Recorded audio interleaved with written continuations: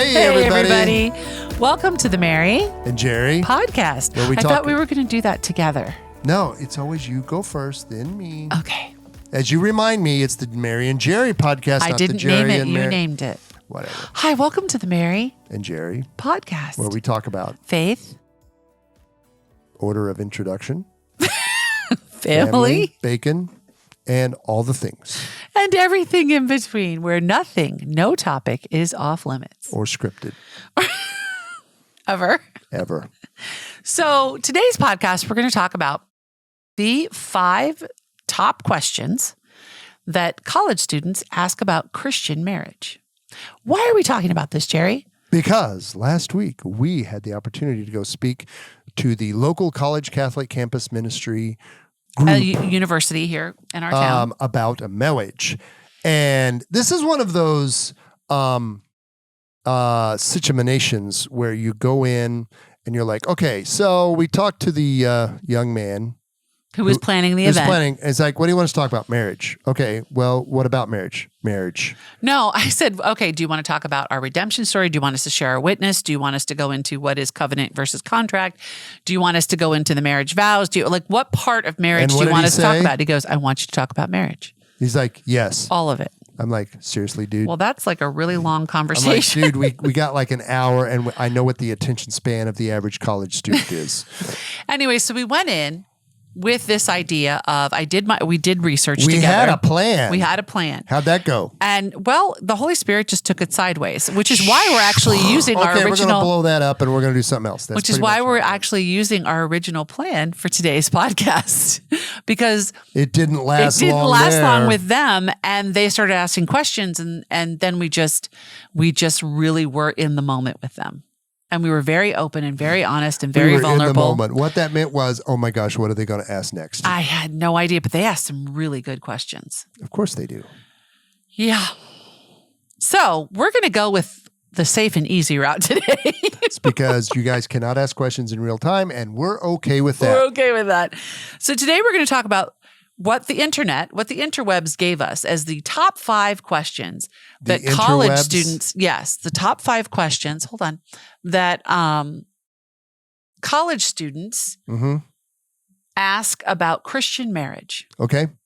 Here we go. Okay. So the first question is, what does Christianity say about the importance of marriage? Marriage. Well, it is. It is a So sacrament. as Catholics, It's the first sacrament, It is actually. the primal sacrament. Sacrament. Adam and Right? Eve were married, yes.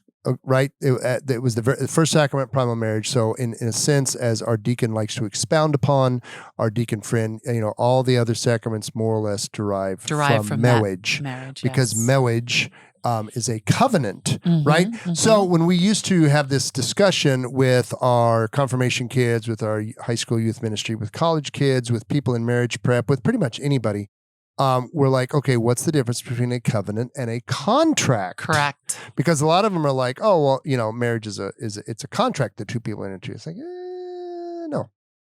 Because Go what ahead. is a contract? A contract is it's a exchange of goods It's and a services. legal exchange of something, right? Something, If you right. do X, I will do Y.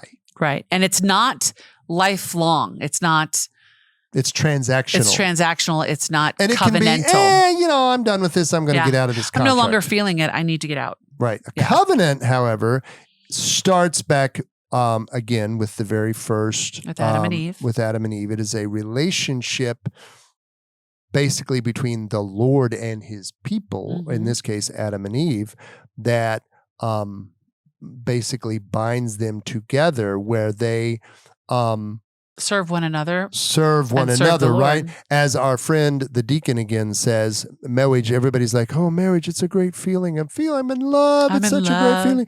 No, it's Hooked on a feeling. No, that actually, people just come for the music, Jer. I know. As our deacon friend says, too many people say love is a feeling. No, love is not a feeling. Love is a choice. It's a decision. It is a decision And to as make Bishop- to love someone. Right. And Bishop Barron says all the time that love costs you something. So when you look at the difference between love and lust, right? Love is that I love you, which means I will place your need and your desire above my own, sacrificing my own for you. If That's where the required. cost something comes Yeah. in, right? And lust is I place my own desire and what I want above yours. Right. Like I'm not even thinking about you. I'm thinking about what can you do for me? What can you do for me? That's right. So this is, this is at least as we discuss, teach, do marriage prep, convey to a young couple. Of course, they're all young couples these days.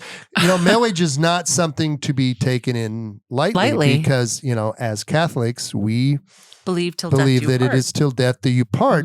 Hopefully not till one of you kills the other. I was going to say, hopefully not in my sleep as I'm snoring. Naturally. But and what it means is, when you take your vows, for better, for worse, richer and poor, sickness and in health, right? And as anybody who knows our story, we pretty much check all those boxes. And it's also foundational to our culture. Correct. When you have marriage, we are fighting that it should remain. Yes, that's true. Okay. So when you have marriage, you have family, right? What is the purpose of marriage? The purpose of marriage is to have children and multiply. To be multiple. I think they said that 10 times in our very short wedding ceremony. Yes. And what did the guys, in their shoe polish put on the back of my rental car? Be fruitful and multiply.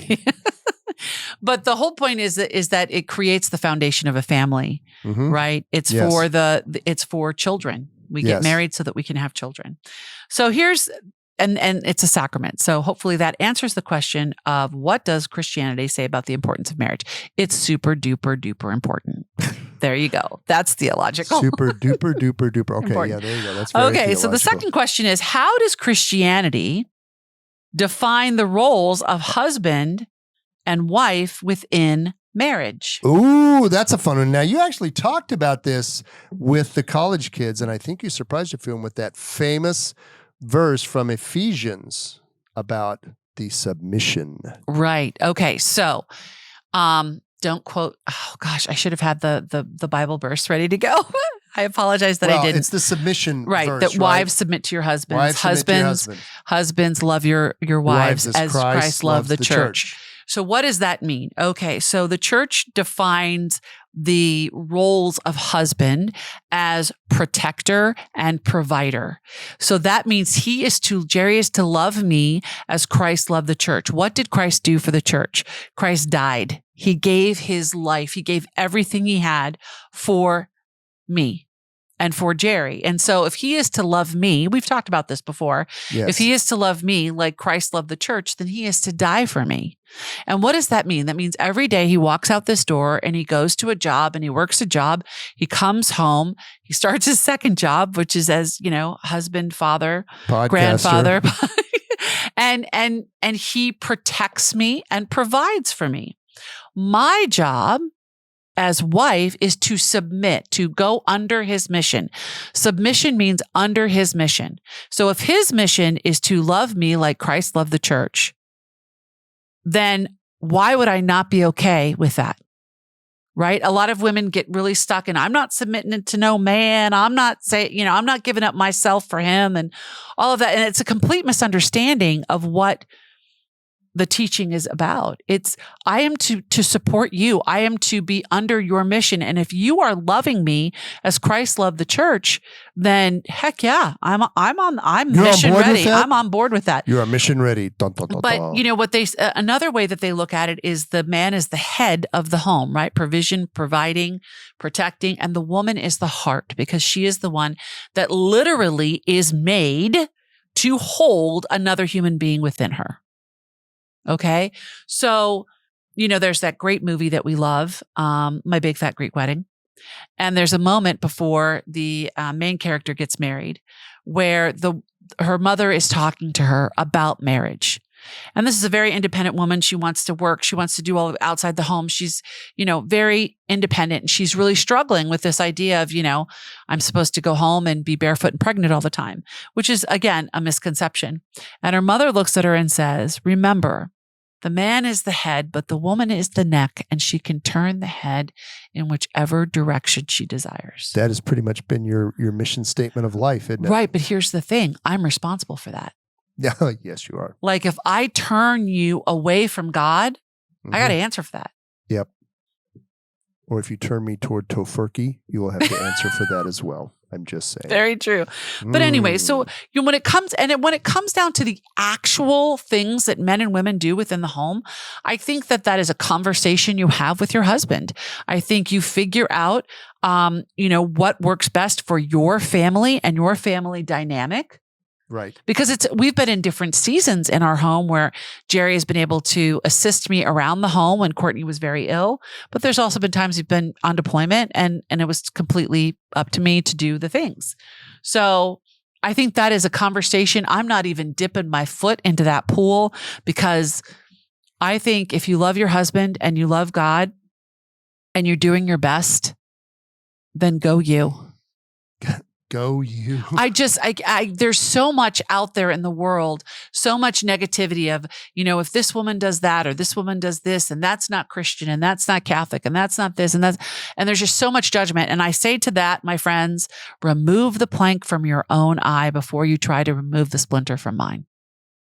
Okay, then. There you go. All right. What's next? So that's my opinion on that. Oh, apparently. Ooh, number 3, Jerry, you want to read that one?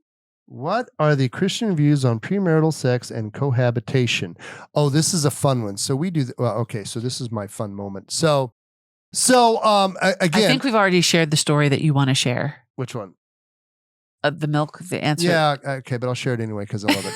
So again, we're in this room full of college kids, and I go, okay. So I told him, I said, we did marriage prep for a little while, and we'd have the couple come over to our house for dinner. And the first thing we'd say, because of course they're sitting there after dinner or whatever on the couch and they're all like snuggly with each other. And I'm like, okay, so are you guys living together? And if so, are you having sex? And they this is like the 4th question he asked them. And I'm like, when they look down and to the left and go, no. And I know they're lying. Because that's the rules of Now, interrogation. some of them would just say, yep, we're living together. We prefer honesty. We're sharing bills. It's just so much cheaper to just go ahead and live together. We found this great apartment. And I'm like, okay. And yet, if you look at the statistics, those that live together. Right. So then we throw a few statistics together. The divorce statistics are pretty high. The divorce statistics are pretty high. And then because we're us, we challenge them. We're like, okay, so you're getting married in, 6 months. You're doing marriage prep with us. It says, we're going to challenge you. If you want to keep doing marriage prep with us, you're going to stop sleeping together. And they're like, they start to seize up. And I'm like, no. I said, one of you is going to sleep on the couch. Or move out. Or move back in with your parents or whatever, because, you're getting ready to enter into a Catholic Church covenant. Is very clear. Well, most Christian churches are the same. I know, but from our perspective as Catholics, the Catholic Church is very clear. Premarital sex is a no-no. Is verboten. Yes, and ask us how we know because we didn't listen. Well, and exactly. we paid and then a they kind of tremendous stare price. at us, and we're like, no, let us tell you. Yeah, sit down, young Padawan. We were together, and I got pregnant. Now we didn't live married. together. No, but we were physically together. We might have violated a few commandments. Just saying. Just a few. But we got pregnant, and then I miscarried that baby. But that changed the course of our relationship. Yeah. So yes, that's now. So what's interesting though, this is actually interesting. A lot of couples are like, nope. We got an apartment. He's living in the apartment. I'm at home, but they're already, sharing bills or whatever their shtick is. But they're not living together. But they found this cute little apartment, so they wanted to go ahead and start, and I'm like, great, start buying curtains and a couch and whatever. That's a whole separate podcast. But we already did that. Sleeping in the same bed together until you're married. No Boom, sex. Done. Next. No. Because it's sacred. It is. You are worth waiting for, ladies. You are worth waiting for. And gentlemen, you are worth waiting for, right? It can go either way. Who's kind of putting the pressure on who? But it is such a sacred and beautiful act that, the church holds it in very high regard. So, you should respect that. Okay. Yeah, it's not easy. It's not easy. No. And this comes from two people who didn't do it well. Okay. And, what's next? okay. What's next? Boy, you're just running through these. Well, yes. Well, What not is the our first rodeo here. Question number 4. What is the Christian perspective on dealing with conflict and disagreements in marriage? Oh, yeah. We talked about this with them too. Mm-hmm. So, and see, if I'd known that this one young woman in front of me had been married, I would have asked her this question. Like, how do you fight? Yeah. Yeah. Have you ever had a fight? Everybody fight. If you had a disagreement. Yeah. Fight carries like a lot of baggage with it. If you and your spouse had a disagreement about something, Mm-hmm. first of all, have you ever had a disagreement? I love asking this to engaged couples. Like, have you guys ever had a fight? Oh no, we agree on everything. We're so in love. Somebody's lying. And I'm like, liars. And I said, look, you're humans. You're going to disagree. Look, here's the deal. In every couple, there's only 2 answers to the question, have you ever had a fight? It's like, yes, or you're a psychopath, because everybody does. And we're like, that's okay. It's actually normal. Everybody's like, oh my gosh, you have fights? I'm like, you're in a relationship with a person that, let's be honest, hopefully is not the exact same as you. That would be really weird if you were. Oh, no. Because you would like John Wayne movies and I would like shoes. Abnormally like shoes. Okay, and statement earrings. And stuff. Anyways. So I said everybody does it. And it's a skill that you have, first of all, it's a topic you should go over during your marriage prep. Yes. How are you going to handle disagreements? Yeah. Whether it's, money, sex, children, jobs, in-laws, outlaws, relatives, whatever it is. And how are you going to handle it? What are the rules of Fight Club? And we've talked about our rules of Fight Club before, but there's 3 things that are super important. Super important. I like that word today for some reason. Super important. The first one is be respectful. Be respectful. Like, don't curse at them. Don't yell at them, right? Have control, have some self-control over your own emotional well-being, and speak to your fiance, your spouse, with respect. The second thing is you are going to, whatever you're disagreeing about, you keep focused on that. You don't talk about 3 arguments ago or 3 years ago or 3 months ago. You talk about what it is. What is it that you are having the disagreement about? And you stay focused on that. Right. And then the third thing is to end it well, right? So if you're able to come to a compromise, which I hate that word. Yes, I know you do. Because I feel like I'm losing, but I'm not. I'm compromising. That's right. And this is compromise is a challenge for many people, including myself, especially if you're strong-willed, including myself. So it's very hard for me to compromise because I think I'm right. But in the end, we come back to submission. If we cannot come to an agreement or a compromise, then what I have learned, my friends, my ladies out there, is that I'll do it his way. Now, I would say about 70% of the time, his way is the best way. But there have been times where my point is proven. And he's not been happy, but he's been respectful about it. Mm-hmm. So, come to some sort of agreement, shall we say. Mm-hmm. Okay, so that's how you have a and most disagreement. important, and this is a big difference. Okay, so so we've probably talked about this before too, right? Like my personal deal is I will not go to bed mad. I will not go to bed with a dispute unresolved. No. Now we have friends of ours that are like, look, we've learned that we're not going to come to a conclusion. We're tired. We just go to bed. We're just going to go to bed and we'll go at it fresh in the morning. And I'm like, no, that ain't Jerry going to work. Doesn't do that. Because I won't sleep all night. I'll just sit there and keep arguing in my head and coming up with new arguments to bolster my point. So all true. I just, we will. I mean, we may not completely resolve the problem, but we will at least maybe have a definition of the problem and a couple of choices that we have to decide. And we have to pray about. And that you can deal with. Sleep on. Cool. But that's just been us. Okay, what's next? So the fifth question is, how can faith and prayer positively impact a marriage? So, that's just I'm fascinated. That's the fifth question because I feel like it should be the first. Well, or the second. So, okay, so there's a couple of ways to come at this. So let's talk about faith, right? Talk about faith, faith, faith. Ooh, talk about Oh, faith, that's faith, 80s. faith. Wham. Go for it. So we've had this discussion again. This was a Catholic student audience. So we're like, and a lot of them are like, well, what if my boyfriend, girlfriend, fiance, et cetera, is not Catholic? Well, It makes it more challenging. that's a challenge, right? Because what is it, your phrase you like to use? You're Unequally yoked.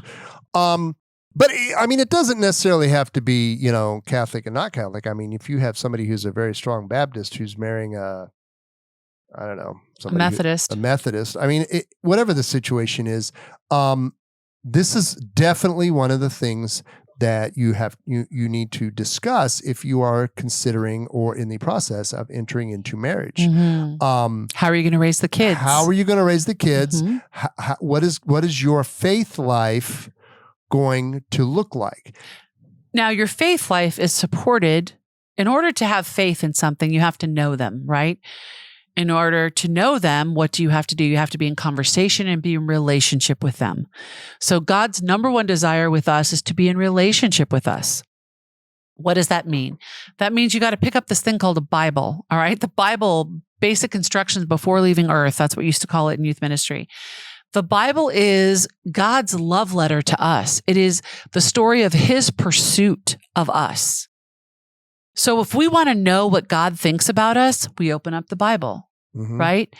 And how we respond to God that's through prayer and through conversation, right?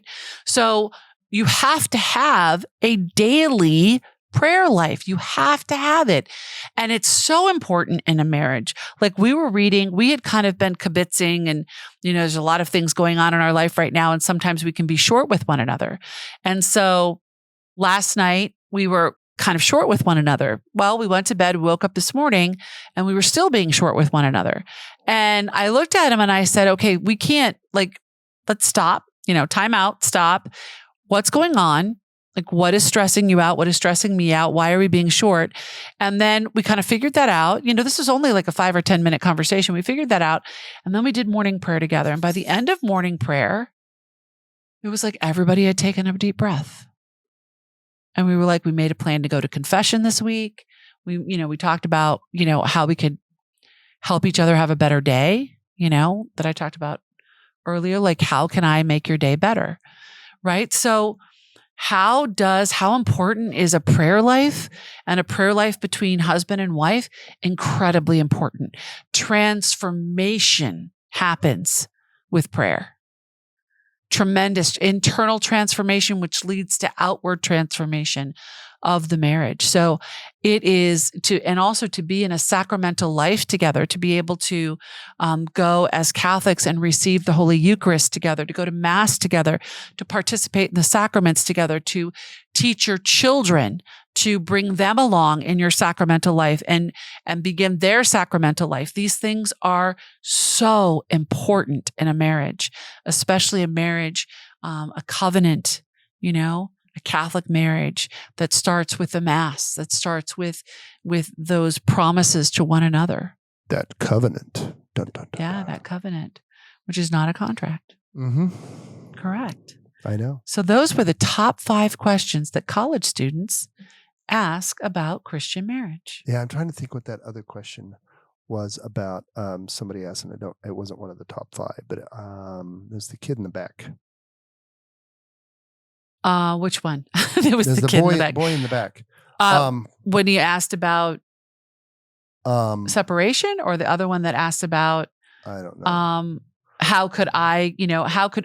They were asking us about how they could be praying for their future spouses. If God was calling them to marriage. How can they prepare themselves for a marriage? So the first thing we said was pray. Well, we surprised them. We're like, okay, if you're not dating, doesn't matter. You should be praying for your future spouse. Correct. Now that got a few of those, or your future vocation. We kind of made it broader because God may call you to be a spouse of the church. He may call you to be a priest. He may call you to be a nun or a sister. That got a few happy looks in the crowd. Yeah. But we're like, you should be praying for your future vocation, for your future spouse, if you think you want to enter into marriage, even if you don't know who it is, if you're not dating, whatever. Pray for that future spouse. That was the first thing we said. And then the second one, because we're brutally honest, we're like, if you have, what was your phrase? Shizazzle in your life, you need to deal with your shizazzle now.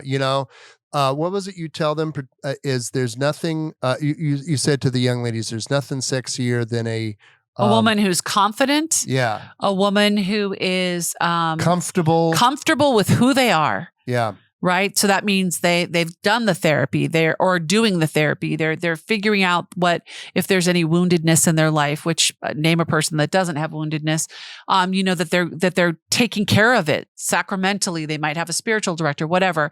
They're taking care of themselves. So they're confident.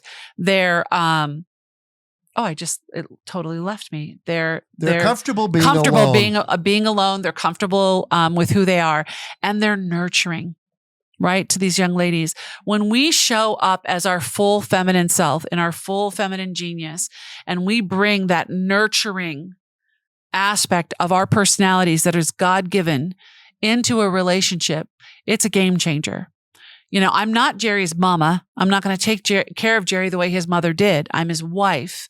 But I came into this relationship with a nurturing heart in that I could care for him, right? Remember, heart of the home. So yeah, it's very important if you feel like you're called to marriage, even if you're not sure, to be praying for the person that God may have for you. So for the guys, I said, okay, look, here's the deal. Because I said, we've talked to a lot of single women about what they're looking for in men and single men what they're looking for in women. Okay. And I said, guys, here's the deal. Number one, have a plan. Well, I got. Sorry, I thought you were forgetting. I was looking at you. No, I said, you have to have courtesy. Mm-hmm. You have to have masculinity, not toxic masculinity, but you have to be comfortable in your own skin. You have to be confident. You have to be courteous. You have to have manners. Courage. And I said, you need to be serving or working towards something bigger than yourself, right? Yeah. And then I said, the number one thing that we've talked to young women about, because we know this is like a deal. Yeah. And we tell both of them, you have to set realistic expectations, because if you're looking to get married under the age of 30, right, people are still a work in progress. And we said the number one thing that we have observed young women are like, okay, we don't expect guys to be perfect. Mm-hmm. What we like is that they have a plan for their life. They have a direction, they have a plan, they have goals, they have some ambition to, better themselves, provide, right? And to make themselves into, dare I say it, husband material. And of course, we have the same, as Mary said, the same conversation with the young ladies. It's like, are you prepared to be a wife? And, this also kind of gets that dog watching television look sometimes, because people don't talk to them about that. They're like, well, what does that mean? Well, we'll use the D word, domestic. Well, yeah, I mean, I don't care if you decide that you're going to eat out every night. That's not very frugal of you. You'll get over that. But somebody's, it's traditionally the woman that has the domestic skills. And I say that traditionally because there are many men that, we have friends whose husbands are the ones that cook because they love it. It's a passion of theirs. And so, some of the greatest chefs in the world are men. So, I mean, not me, not you, just to be clear, that's not your passion, but oh, I love to eat. Yes. And you married a woman who loves to cook and loves to bake. I know. Isn't it great how God just makes that work? I know. But the thing is that you got to have these conversations, right? And it's, again, there is no cookie cutter. There is no, it has to be. Cookies sound good. Okay. It has to be X, Y, and Z. It is your relationship. It is your relationship with God. It is your covenantal marriage. It is the way that you desire to live your life and to begin your family, all under the umbrella of that covenant of the Lord Jesus Christ, of being practicing Catholics, practicing Christians, of having a prayer life, a sacramental life in your home, right? And in your marriage. So I thought the questions were fascinating. I thought the questions that they asked us were fascinating, because I feel like we need to bring back like housekeeping 101. I mean, nobody, people want to be married, but they think that marriage is dating with a honeymoon. benefits. And it's like, no, it is not dating with benefits. No, who's going to clean the toilet? When somebody has to take out the trash, or who's going to be up late with the puking baby? Right. If you get to that point where you have the puking baby, right, and they need to have an honest discussion of what marriage is and isn't. Because I never promised you a rose garden. Wow, we're going to end with singing. Of course we are. No, we're going to end with questions from. Anyways, what is your number one question about marriage? If you are a single person listening to this podcast, what is your number one question? Thank you. You can leave it as a message, a voice message, or as a text on the Mary and Jerry podcast line. Excellent setup. Well done. Thank you. 571-354 0351. That's 571-354-0351. Okay, join me. Thank you. That was great. We'd love to know. What's your number one question about marriage? That's right. Okay. And so don't now forget it's time. Oh, yes. We need to subscribe on YouTube. Please leave a comment or a 5-star. Jerry only accepts 5-star. Well, on the podcast sites. 5-star, what are they called? Reviews. Sorry. Give us a review, give us a follow, give us a subscribe, leave comments. We love to hear from y'all because, we don't just want to sit up here and ramble. Although we can do that too. We can do that. Okay, so now it is time for the Not So Newlywed Game. All right. Am I answering for myself, Jerry? Here you go. I'm asking for myself. Okay. What do you did I ask you in this one before? If I don't know. Throw it out because, what do you most look forward to about getting old? Not giving a damn about anybody else's opinion. I don't do that now. I'm comfortable in my own skin. Mm-hmm. I let my hair go gray almost 2 years ago now. I let my hair just go. I know. And I'm like, this is my body. This is my life. This is who I am. And if that's not your jam, cool. You can go pick another sandwich.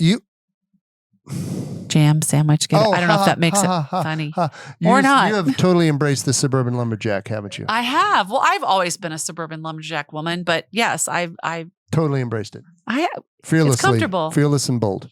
I know who I am. I am a daughter of the Most High King. I'm a wicked baker. And I'm really a wonderful wife who is the best DoorDash driver when certain people forget their lunch and or desire an extra coffee during the day. Mm-hmm. You are the cutest DoorDash driver. Thank you. Northern Virginia, that's for sure. Okay, so for me, what do I most look forward? Yes, definitely getting old is just being able to turn off the filter. Sweetheart, the thing is, you never had a filter. I do. I actually behave myself. I don't always tell people exactly what I think. You tell me everything. Well, yeah, but you're my covenantal spouse. You're true. Supposed to. You don't want to know everything that's in Jerry's head. You don't want to know what's in my head because sometimes it's a dark, dark, scary place. It is. And then senior citizens discounts. I look forward to that too. I'm not going to lie. There's my frugal guy. There he is. Lie. It's like, yep, I'm here. I got here. I've been through some shizazzle. Give me my $2 off. Not afraid to ask for it. Nope. Jerry, most of the times they don't even ask to see anything. They just give it to you because you're a boomer in chief. Okay, next question. No, seriously. Okay, here was the most embarrassing moment of the night. I forgot this story. After we did the college kids and we did all the things, right? There's this young woman and she, so we're getting ready to walk out and I put on my hat. And on my hat, it says Desert Storm Veteran. And she looks me square in the eye and she's so sweet. And she's like, oh, my grandpa was in Desert Storm. I'm like, shh, crap. And what actually is I just turn into a pile of dust from Mesopotamia right there on the spot. I'm like, really? Are you sure it was your grandfather? Not your father? Not she's your father? No, it's my grandpa. No, it's my grandfather. I'm like, God loves you. Jesus loves you. This I know. I'm just like, thank you for that. Thank you so much for making me feel like a young stud. Okay, what's the next question there, big boy? Tell me 2 things I can do to better support you. I'm going to open that one up to the floor. Go ahead. Hit me, baby. The number one thing you can do to better support me is to look to the positive and not the negative. Look for the bear. Oh no, that's a different song. Go ahead. Yes. Glass Please half full. look Got it. Yeah. toward and to really cultivate a You grateful got to heart. accentuate the positive, eliminate the negative. Yes. Don't mess with Mr. In Between. Okay, got it. What Okay. else? So accentuate the positive. Mm-hmm. And I would love if you could please cultivate a grateful heart. Okay. Cultivate gratitude. Those go hand in hand. Wow. So nothing light and fluffy there. No. Huh? Sorry. Let's see. What are 2 things that you could do to better support me? I'm afraid now. I think I support you really well. Yeah, you do. Keep bringing me coffee as the cutest DoorDash driver. And yeah. So keep up your relentlessly positive attitude, because I know you don't think it affects me, but it really does. Because like if you ever get depressed, then I'm just like, oh God, we're all gonna die. If I ever get depressed, like if you ever think that things are going bad, then I'm like, Jerry gets worried when I start to worry, and I start when to you think start to worry, Jerry and like freaks I'm out. like, oh my gosh, what happened? Who died? What's going on? Are we going to like get thrown out in the street? Are we bankrupt? Because you are a very, very, very, you are But Tigger, I'm not like and a I am cheesy Eeyore. positive person. No, you just naturally. No, you were just. I'm not toxic positivity. Is that even a thing? Yes, apparently so. No, I just. No, I mean, I no complain. one will ever accuse me of that. You may rest assured. But no, you generally are just like, God's got it. God will take care of us. And I'm just like, He always has. He I is could do faithful and without the true. cliffhanger. Like, God's got it. How about in the next 48 hours? God, hello. No, that's not and how you're it like, works. That's not how it works. And I'm like, I know, but Listen, like, hello. When you increase your faith, right? What does that mean? When you trust Him with even the minute details of your life, like getting the parking spot or having enough cream for the next day's coffee. Yes. Or for, making sure that the grocery budget is enough in today's economy or what have you. Some loaves and fishes. Exactly. Well, things Feed like the that. Like 5,000. when you are down to the nitty gritty of your daily life and you're like, Lord, I'm not going to worry about it. You have asked me to be faithful and true to you. I am trusting you. I am giving you everything in my day. Like, give us this day our daily bread. Literally, give us this day our daily bread. That sounds good. Okay. But that's what I mean. Yes, if we live in that space of complete and total abandonment and trust, then yes, it will be hard because life is hard. And no, there is nothing guaranteed. But you know what? There is a peace that comes, and you know it because when we do that, it's a peaceful place to be. It's not easy. It's peaceful. There's a difference. And there's your wisdom for the day, folks. There you go, guys. Thanks for joining us. Thanks so much for joining us on the Mary and Jerry podcast. Until next time, friends. Is there like a song you want to sing? No, Till what's next that song time. that Mr. Rogers used to sing when he sang? I don't even So know. long, farewell. That's the one from The Sound of Music. Okay. Until next time, guys. Thanks for joining us.